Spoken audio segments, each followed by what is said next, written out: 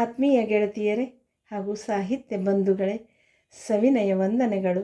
ನನ್ನದೇ ಒಂದು ಕವನ, ಖರೆ ಅದಲ್ರಿ.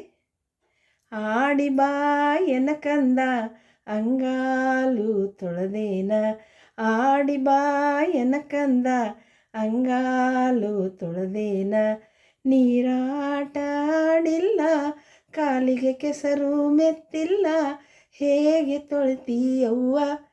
ಮನೆಯಲ್ಲೇ ಕುಳಿತು ಮೊಬೈಲ್ನಲ್ಲಿ ಆಟ ಆಡ್ತಾರವ್ವ, ಈಗಿನ ಮಕ್ಕಳು ನೋಡವ್ವ. ಕತೆಯೊಂದ ಹೇಳುವೆ ಕೇಳು ನನ್ನ ಮುದ್ದಿನ ಕಂದ, ಕತೆಯೊಂದ ಹೇಳುವೆ ಕೇಳು ನನ್ನ ಮುದ್ದಿನ ಕಂದ. ಚಂದ ಮಾಮದ ಚಂದದ ಕಥೆಯ, ನಿನ್ನ ಕಥೆ ಯಾರು ಕೇಳ್ತಾರವ್ವ. ಟಿವಿಯಲ್ಲಿ Tom and Jerry, Harry Potter ನೋಡ್ತಾರವ್ವ, ಈಗಿನ ಮಕ್ಕಳು ನೋಡವ್ವ. ಉಣ್ಣು ಬಾಯನ ಕಂದ ಬಿಸಿ ಬಿಸಿ ರೊಟ್ಟಿ ಮಾಡೀನಿ, ಉಣ್ಣು ಬಾಯನ ಕಂದ ಬಿಸಿ ಬಿಸಿ ರೊಟ್ಟಿ ಮಾಡೀನಿ, ರೊಟ್ಟಿ ತಿಂದು ಗಟ್ಟಿಯಾಗು, ರೊಟ್ಟಿ ಗಿಟ್ಟಿ ಬೇಕಾಗಿಲ್ಲವ್ವ, ಪಿಜ್ಜಾ ಬರ್ಗರ್ ತಿಂತಾರವ್ವ, ಈಗಿನ ಮಕ್ಕಳು ನೋಡವ್ವ.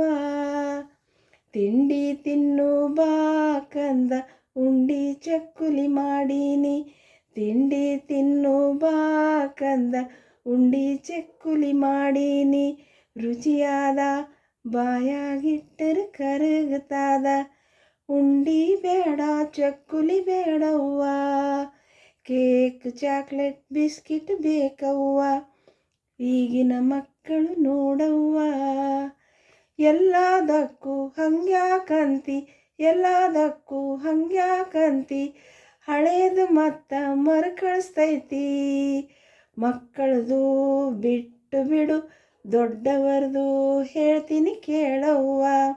ಸಿರಿಧಾನ್ಯದ ಬಳಕೆ ಮಾಡಕತ್ತಾರ, ನವಣಕ್ಕಿ ಅನ್ನ ಉಣ್ಣಾಕತ್ತಾರ, ಕಾಳು ಕಡಿ ತಿನ್ನಕತ್ತಾರ, ಗಾಣದ ಎಣ್ಣೆ ಬಳಸಾಕತ್ತಾರ, ಗಾಣದ ಎಣ್ಣೆ ಬಳಸಾಕತ್ತಾರ, ಈಗಿನವರು ನೋಡವ್ವ, ಈಗಿನವರು ನೋಡವ್ವ.